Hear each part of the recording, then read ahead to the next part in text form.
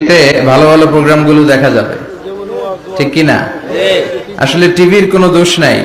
টিভিতে যদি Islamic programme দেখেন ওটাতে সওয়াব আছে না নাই? আপনি খারাপ প্রোগ্রাম দেখলে যেমনি আপনার আমলনামাতে গুনাহ লেখা হবে, অন দ্য কন্ট্রারি তার বিপরীতে আপনি ভালো প্রোগ্রাম দেখলে আপনার আমলনামায় সওয়াব দিবে কে? আল্লাহ। একই ছুরি দিয়ে ডাকাত মানুষ মারে, আর ওই একই ছুরি দিয়ে ডাক্তার অপারেশন করে রোগী বাঁচায়। এই জন্য ছুরির কোনো দোষ নাই, দোষ হচ্ছে ওই ছুরিটাকে কোন কাজে ব্যবহার করা হচ্ছে।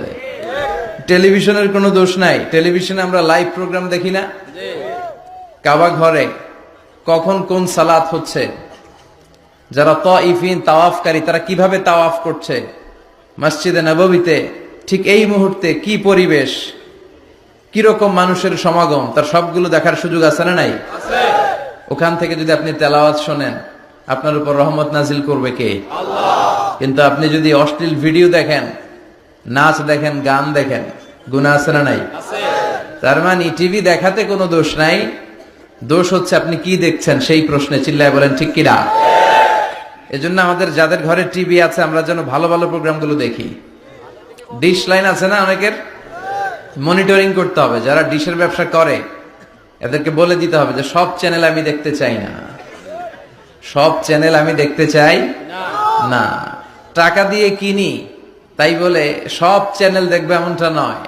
টাকা দিয়ে কিনেন বলে কলার সাথে কলার ছোলাও খান নাকি আপনারা? কথা কন।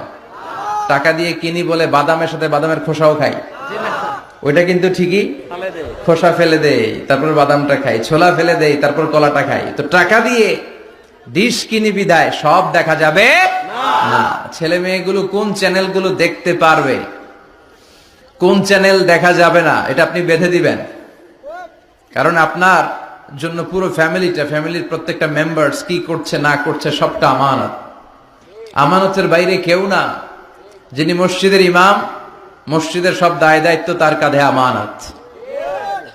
যিনি ঘরের ইমাম, আর রিজালু কাওয়ামুনা আলান নিসা, একটা ঘরের লিডারশিপ দিবে পুরুষেরা, বাবা, ওই বাবার কাঁধে ঘরের প্রত্যেকটা ফ্যামিলি মেম্বার্স হচ্ছে আমানত।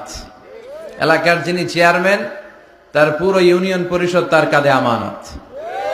যিনি member of the parliament, MP, এই পুরো নির্বাচনী আসনে যা যা দায় দায়িত্ব আছে তার কাঁধে আমানত। যিনি মন্ত্রী তার মন্ত্রণালয়ের সবকিছু তার কাঁধে আমানত। যিনি প্রধানমন্ত্রী এই 56,000 বর্গ মাইলের প্রতিটা ইঞ্চি তার কাঁধে আমানত। এটা একটা ব্যাপক বিষয়।